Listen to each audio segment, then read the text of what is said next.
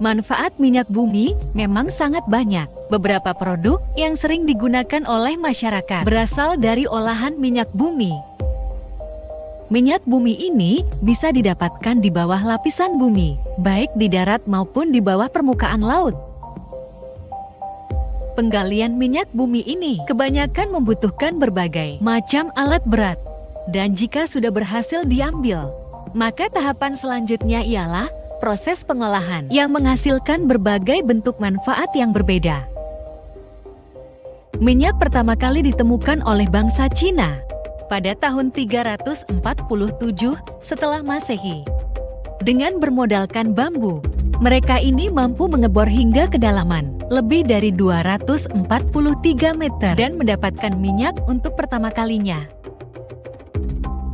Sedangkan di benua Amerika, berhasil membangun pengeboran migas pertama di Ontario, Kanada pada tahun 1858.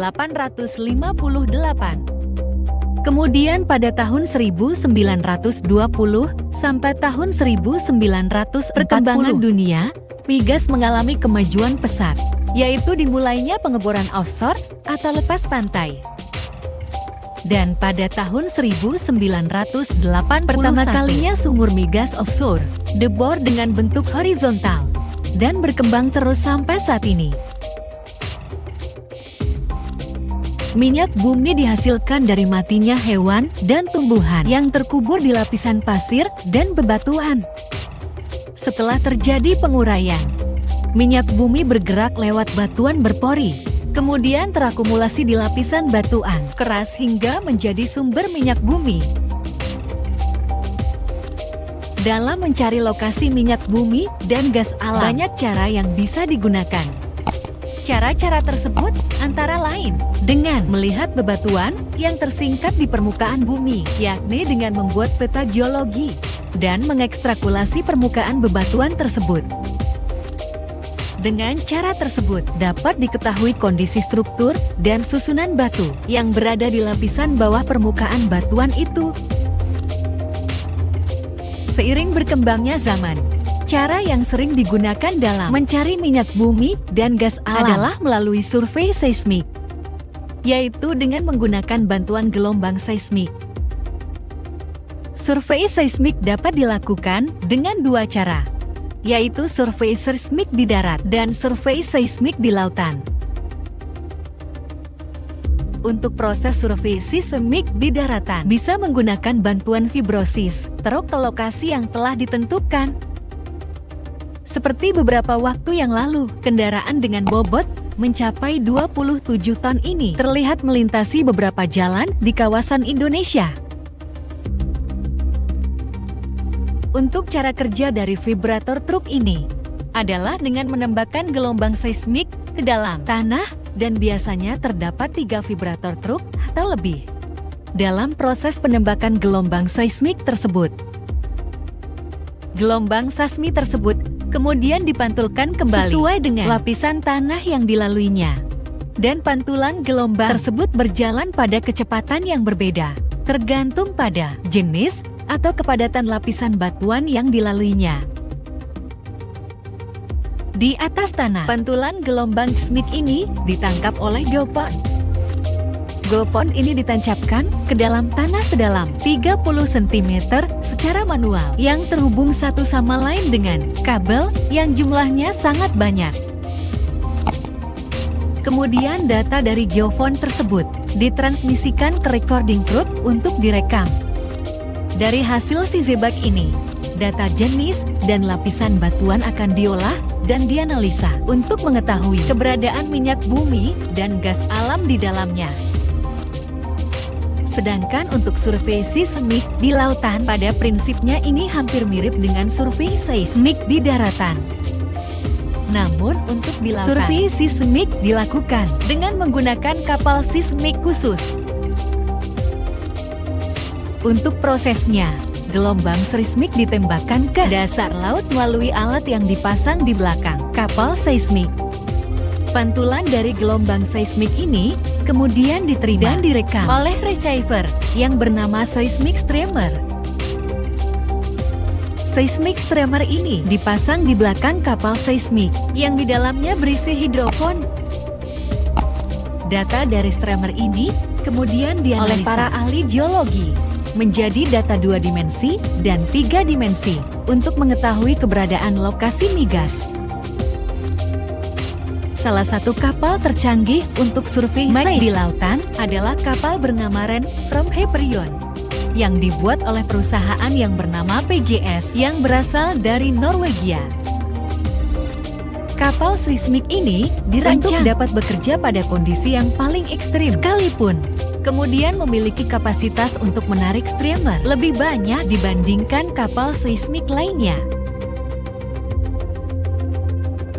Setelah lokasi minyak bumi dan gas telah ditentukan pada area yang akan dilakukan pengeboran, kemudian didatangkan drilling rig atau rig pengeboran.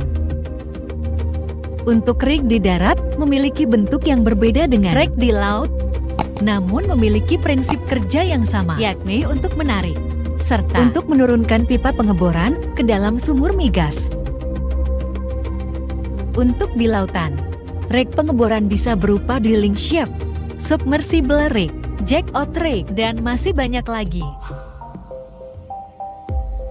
Proses pertama dalam pengeboran migas yaitu spot in, yakni dengan menancapkan casing atau tabung besi ke dasar lautan menggunakan drill pipe.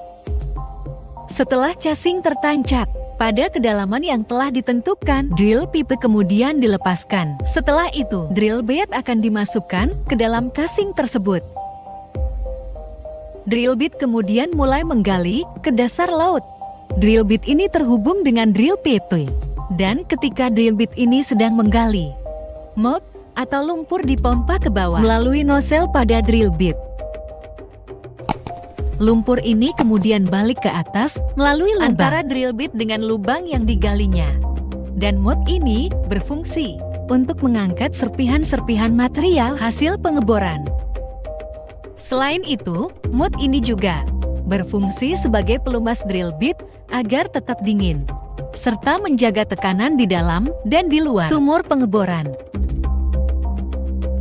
Setelah mencapai kedalaman tertentu, drum bit kemudian diangkat ke atas. Lalu casing berukuran lebih kecil dimasukkan ke dalam sumur pengeboran. Selanjutnya semen dipompa ke dalam drill pipe. Dan semen ini kemudian balik ke atas melalui celah pada casing. Dan proses ini dilakukan berulang-ulang sampai kedalaman yang telah ditentukan. Semen yang dimasukkan itu berfungsi agar struktur sumur pengeboran ini kuat dan tidak mudah runtuh saat dilanjutkan untuk pengeboran kembali. Dan semakin dalam pengeboran, maka tekanan di dalam bumi juga semakin tinggi. Untuk itulah sebuah blowout preventer atau disebut juga dengan bob dipasang di atas kepala sumur. Bob merupakan sebuah struktur yang terdiri dari katup besar yang berfungsi untuk mengontrol dan memantau sumur dari semburan minyak mentah atau gas alam yang tidak terkendali. Pada bob ini terdapat pipa yang disebut dengan riser. Riser ini menghubungkan antara rig dan sumur melalui bob. Setelah bob terpasang, proses pengeboran dilanjutkan kembali dengan memasukkan drill bit ke dalam sumur melalui pipa riser. Pada saat pengeboran migas, arah pengeboran tidak selamanya vertikal. Terkadang pengeboran horizontal perlu dilakukan jika reservoir migas berbentuk tipis tetapi luas. Pada kedalaman tertentu, sudut pengeboran akan berbelok pada titik kick-off point lalu mengarah ke lokasi lain. Sehingga pengeboran yang dilakukan ini akan membentuk seperti sebuah kurva melengkung. Dan pengeboran horizontal ini dapat berlanjut hingga kedalaman 1500300 meter. Ketika sudah mencapai kedalaman pengeboran yang telah ditentukan, sebuah alat pengukur dimasukkan ke dalam sumur tersebut untuk mendeteksi keberadaan migas. Setelah pengeboran selesai, maka sumur perlu dipersiapkan untuk diproduksikan, atau disebut juga dengan well completion. berdasarkan lapisan batuan dan kondisi reservoir. Terdapat beberapa jenis well completion. Di antaranya adalah open hole completion dan perforated completion.